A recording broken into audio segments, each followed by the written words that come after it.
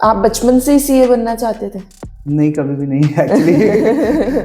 कोई भी अपना करियर बिल्ड कर रहा है तो पूछेगा कि मैं सीए ऑप्ट करूं या ना करूं, तो आप उसको क्या गाइड करेंगे कि करना चाहिए, इट इज गुड, बट कई बार ऐसा भी होता है ना, कोई प्रोफेशन में होता है और वो कहते हैं ये मत बनना बिल्कुल भी। Actually no doubt CA tough course है। वर्किंग आवर्स या स्टडी जो आवर्स होते हैं हमारे वो ज़्यादा रहते हैं as compare to any other course. तो बहुत सारे एग्जांपल्स देखे हैं कि एक पेपर दो पेपर क्वालिफाई कर लिया, छोड़ दी सीए, छोड़ दी, इंटर्नशिप पर पहुंच के सीए छोड़ दी, तो ऐसा क्यों? हर एक का अपना ओपिनियन होता है कि मुझे 2 अटेम्प्ट्स देने हैं या 3 अटेम्प्ट्स देने हैं, उसके बाद मुझे प्लान बी को ऑप्ट करना है। तो मे बी मेरा एक कलीग थे, उनका ओपिनियन था कि उन्होंने क्वालिफाई भी कर लिया सीए, बट उनका ओपिनियन था कि मुझे अपनी बिजनेस पे बैठना है, बिजनेस को ग्रो करना है। तो कहीं ना कहीं उनका ये ओपिनियन था कि बिजनेस जो होता है वो जनरेशनल होता है। नो डाउट, अगर मैं प्रोफेशनल हूँ, सीए हूँ, तो मेरा प्रोफेशन उसको ये लगता है कि तब तक है जब तक मैं हूँ, और बिजनेस जो है वो जनरेशनल। वैसे ये एक्चुअल है, क्योंकि फिर आगे जो जनरेशन है आपको उसको भी उतना ही हार्ड वर्क कराना पड़ेगा जितना आपने करा है। देखिए, मैं इस चीज से कहीं ना कहीं मैं उससे भी सेटिस्फाइड नहीं था। मैं तो नहीं इस चीज को मानता। अगर कोई स्टूडेंट सीए ऑप्ट करना चाहता है तो उसमें आप पूरा एक बार वो प्रोसेस बताएंगे कि कैसे स्टेप वाइज वो अपना करियर बिल्ड कर सकते हैं।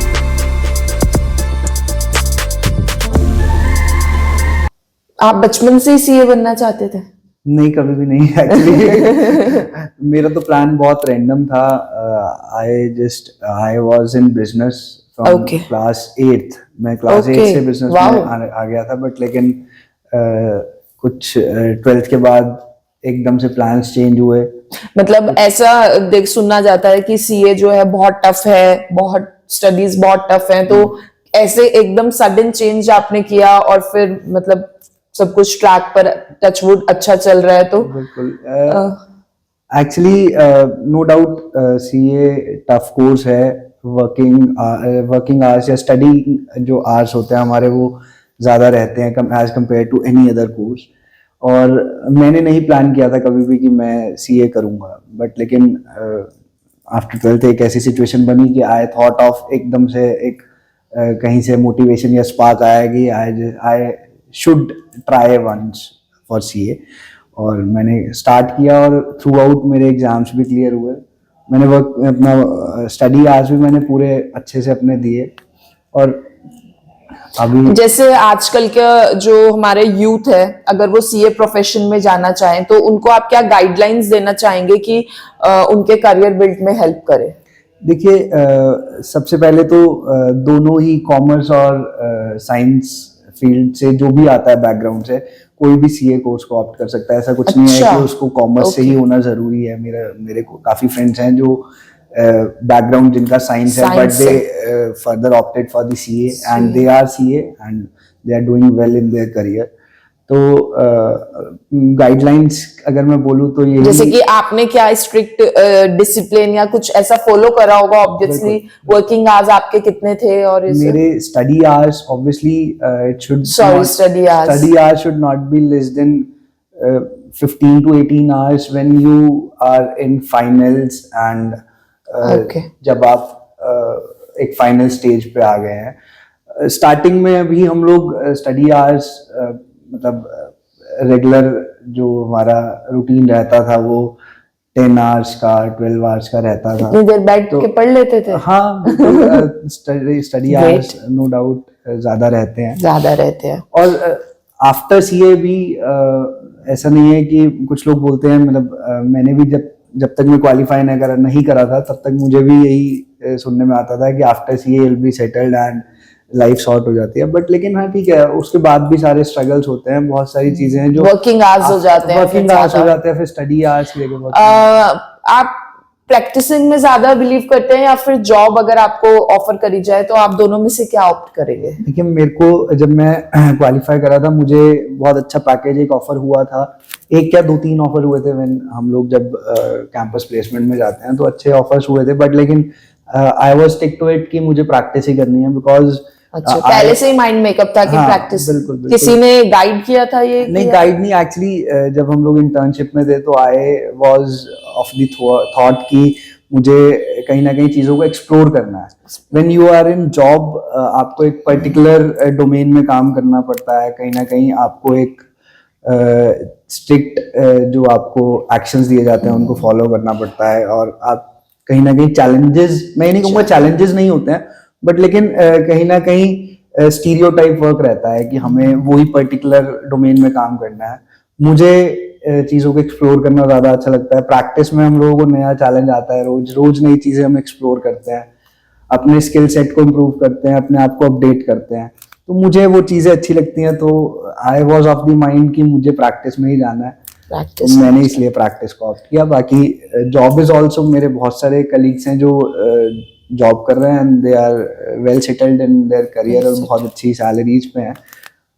उसमें एक सिक्योरिटी रहती है शायद। हाँ, कहीं ना कहीं जॉब और प्रैक्टिस में कहीं ना कहीं एक जो डिफरेंस है वो यही है कि आपको जॉब में फ्रॉम द डे वन एक फाइनेंशियल सिक्योरिटी रहती है, एक स्टेबिलिटी रहती है। प्रैक्टिस में first few years are of struggle, first 3-4 years आपको स्ट्रगल करना पड़ता है, कहीं ना आपका नाम हो जाता है तो क्लाइंट बेस बनाना पड़ता है। एग्जैक्टली, आपको क्लाइंट बेस बनाना पड़ता है। उसके बाद कहीं ना कहीं वहां भी फाइनेंशियल स्टेबिलिटी आ जाती है, आप अपने आप को और ग्रो कर सकते हो, नेटवर्किंग कर सकते हो। मतलब I personally is of the opinion कि कहीं ना कहीं ऑपरेशन से ज्यादा हम लोग नेटवर्किंग पे अब ध्यान देते हैं। अगर अब आपको जॉब का ऑफर मिले तो प्रैक्टिसिंग का तो क्योंकि अब एक्सपीरियंस हो गया है, एक्सप्लोर भी चीजें आई थिंक कर ली होंगी, तो अब इस टाइम पर क्या करेंगे आप? मैं अभी भी जॉब को ऑप्ट नहीं करूंगा एक्चुअली, क्योंकि अच्छा, अभी भी नहीं करेंगे? अभी एक्चुअली क्या है ना, मैं तो हमेशा ये ओपिनियन रखता हूँ कि हमें कहीं ना कहीं नेटवर्किंग में एक्सप्लोर करना चाहिए, और सिंगल सोर्स ऑफ वर्क और सिंगल सोर्स ऑफ इनकम पे मैं कभी भी डिपेंडेंसी, बट आई थिंक वो single source of income is a good amount ना। हाँ ठीक है, बट लेकिन मैंने कहीं पढ़ा था कि if you have the single source of income, you are just a step away from poverty. ठीक है, तो मुझे लगता है कि हमें कहीं ना कहीं और चीजों में भी सोर्सेज ऑफ इनकम तो अभी भी अगर हम प्रैक्टिस में भी हैं, तो मैं प्रैक्टिस में भी हूँ, तो मैं हमेशा बोलता हूँ कि साथ साथ और भी बहुत सारी चीजें हैं जो हम नेटवर्किंग के थ्रू कर सकते हैं, और वी शुड इन्वेस्ट वाइजली। हम लोग अच्छे से अपने जो हम लोग अर्निंग कर रहे हैं उसको, फंड्स को अच्छे से डाइवर्सिफाई करके इन्वेस्ट करें, मल्टीपल सोर्सेज ऑफ इनकम हम लोग बनाएं।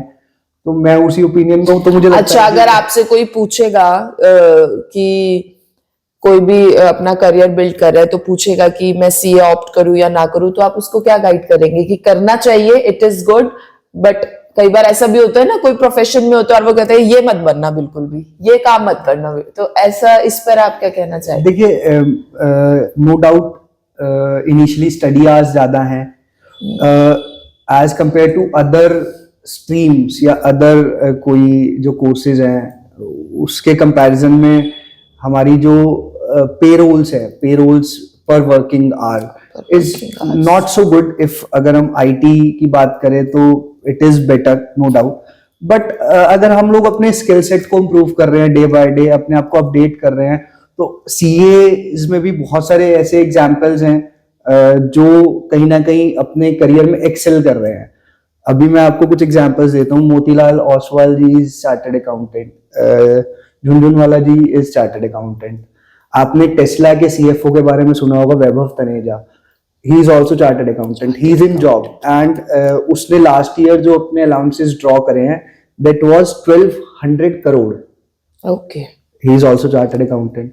तो अगर कोई मैं प्रोफेशनल, मैं जो भी आज भी जो मेरे छोटे भाई बहन जो सीए कर रहे हैं, मैं सबको यही कहूंगा कि कभी अपने प्रोफेशन के बारे में हम लोगों को एडवर्स थिंकिंग नहीं रखनी चाहिए। हर प्रोफेशन में आप एक्सेल कर सकते हो, और आई थिंक हर प्रोफेशन में प्रोज एंड कॉन्स होते हैं। एग्जैक्टली। और अपने अपने अगर हम लोग स्किल सेट को इम्प्रूव कर रहे हैं, अपने आप को अपडेट कर रहे हैं, अभी जैसे कहीं ना कहीं जॉब में AI is very important, AI का बहुत इंडल्जमेंट आ गया, तो अपने आप को इम्प्रूव कर रहे हैं, अपडेट कर रहे हैं। एआई से चीजें बहुत इजी हो गई हैं, बहुत इजी हो गई, और कहीं ना कहीं इंटरवेंशन बहुत ज्यादा आ गया। तो हमें अगर हम अपने आप को इम्प्रूव कर रहे हैं, स्किल सेट इम्प्रूव कर रहे हैं, अच्छा, कई बार मैंने ऐसे मतलब बहुत सारे एग्जांपल्स देखे हैं कि एक पेपर 2 पेपर क्वालिफाई कर लिया, छोड़ दी, सीए छोड़ दी, इंटर्नशिप पर पहुंच के सीए छोड़ दी, तो ऐसा क्यों? देखिए कई बार क्या होता है कि अटेम्प्ट्स ज्यादा लग रहे हैं, तो एवरीवन जब भी हम लोग स्टार्ट करते हैं किसी चीज को, तो एवरीवन हैज प्लान बी। तो हर एक का अपना ओपिनियन होता है कि मुझे 2 अटेम्प्ट्स देने हैं या 3 अटेम्प्ट्स देने हैं, उसके बाद मुझे प्लान बी को ऑप्ट करना है। तो मे बी ऐसा कितने कुछ अटेम्प्ट्स, इसमें कुछ ऐसा होता है कि नहीं, आप कुछ इतना मैक्सिमम अटेम्प्ट्स कर नहीं, सकते मैक्सिमम हो? अटेम्प्ट कुछ नहीं होता कोई है। एज लिमिट होती कोई है? एज लिमिट नहीं है। अच्छा, ये तो यू कैन अच्छी- have any number of attempts and Okay. वो वही बात है कि वो आपकी पर्सनल चॉइस है कि आपने फाउंडेशन में आपको लगता है कि आपने क्लियर कर लिया, उसके बाद इंटरमीडिएट में आ गए, आपका ओपिनियन है कि मुझे इतने अटेम्प्ट देने हैं, उसके बाद मुझे प्लान बी ऑप्ट करना है। नहीं तो कुछ लोग जैसे फर्स्ट पेपर क्वालिफाई कर लेते हैं, सेकंड पेपर क्वालिफाई कर लेते हैं, उसके बाद भी फिर छोड़ देते हैं कि नहीं करनी वही है है कि CA। क्वालिफाई कर लिया। मेरे एक कलीग थे, उनका ओपिनियन था कि उन्होंने क्वालिफाई भी कर लिया सीए, बट उनका ओपिनियन था कि मुझे अपनी बिजनेस पे बैठना है, बिजनेस को ग्रो करना है। तो कहीं ना कहीं उनका ये ओपिनियन था कि बिजनेस जो होता है वो जनरेशनल होता है। नो डाउट, अगर मैं प्रोफेशनल हूँ, सीए हूँ, तो मेरा प्रोफेशन उसको ये लगता है कि तब तक है जब तक मैं हूँ, और Right. बिजनेस जो है वो जनरेशनल है। वैसे ये एक्चुअल है, क्योंकि देखिए- फिर आगे जो जनरेशन है आपको उसको भी उतना ही हार्ड वर्क कराना पड़ेगा जितना आपने करा है। देखिए अगर मैं इस है ना? चीज से कहीं ना कहीं मैं उससे भी सेटिस्फाइड नहीं था। मैं अच्छा। तो नहीं इस चीज को मानता। मुझे लगता है कि अगर हम प्रोफेशनल चार्टर्ड अकाउंटेंट भी हैं, तो we can build our career in CA professional practice, और उसको हम लोग उस लेवल तक लेके जा सकते हैं कि अगर हमारी जनरेशन आगे सीए नहीं भी है या इस प्रोफेशन में नहीं भी है, तो भी वो उसको संभाल सकती है। ऐसा नहीं अच्छा। है कि हम लोग उसको तो बट उसको सीए बनना पड़ेगा ना, फिर भी जो आगे जो जनरेशन है उसको। नहीं, ऐसा जरूरी नहीं है ना। हम लोगों ने अगर उसको उस लेवल पे ले गए कि हम लोगों ने कहीं ना कहीं सीएस को एम्प्लॉय करा हुआ है आगे, और हम लोग उसको उस प्रैक्टिस को उस लेवल तक लेके जा रहे हैं, तो आगे जनरेशंस भी उसको कहीं ना कहीं चला सकती हैं। तो वो तो फिर एज अ बिजनेस ही हो गया ना। हाँ, वो as a business एक ही। मतलब अगर हम कोई सीए बाहर से बिल्कुल, अगर हायर कर रहे हैं तो वो बिल्कुल, तो एक बिजनेस बिल्कुल, की तरह हो जाएगा। अगर कोई स्टूडेंट सीए ऑप्ट करना चाहता है, तो उसमें आप पूरा एक बार वो प्रोसेस बताएंगे कि कैसे स्टेप वाइज वो अपना करियर बिल्ड कर सकता है? मैंने अभी आपको बताया कि चाहे कोई कॉमर्स बैकग्राउंड से है, चाहे कोई साइंस बैकग्राउंड से है, कोई भी सीए कोर्स को ऑप्ट कर सकता है। तो सबसे पहला स्टेप जो रहता है आफ्टर क्लियरिंग 12th, हम लोगों को सबसे पहले फाउंडेशन के लिए एक फॉर्म भरना रहता है। ठीक है। फाउंडेशन हम लोगों का क्लियर हो जाता है, उसके बाद इंटरमीडिएट के 2 ग्रुप्स रहते हैं, वो जब हम क्लियर कर लेते हैं तो उसके बाद हमारी इंटर्नशिप स्टार्ट होती है। तो 2 इयर्स की हमारी इंटर्नशिप होती है।